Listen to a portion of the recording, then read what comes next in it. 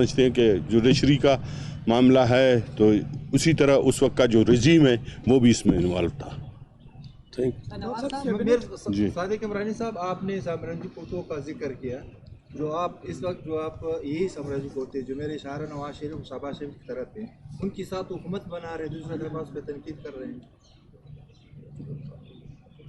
कौन सा इसका मैं तफसीली फिर जवाब दे दूंगा आपको। जमानी साहब ये बताइएगा काबीना क्यों ताक़ीद का शिकार है? सुनने में आ रहा है कि हुकूमत में तमाम शामिल लोग वज़ीर और मशीर बनना चाह रहे हैं, और दूसरी जानिब ये भी सुनने में आ रहा है कि सेनेट और सदारती इंतखाब के बाद जो है काबीना तशकील नहीं ऐसी कोई बात नहीं है।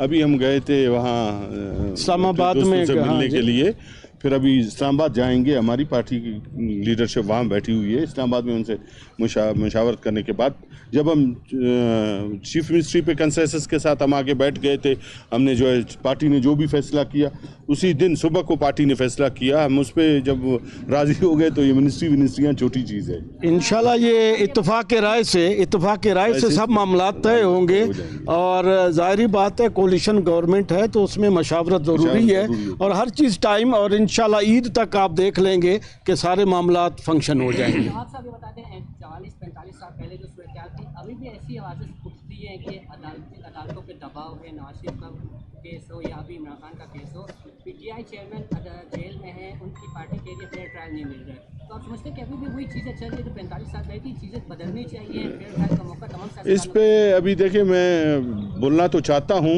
लेकिन ये है कि मेरी पार्टी है, मेरा पार्टी का डिसिप्लिन है और मरकज़ी हमारी पार्टी है, तो उस पर मैं कमेंट्स नहीं दूंगा।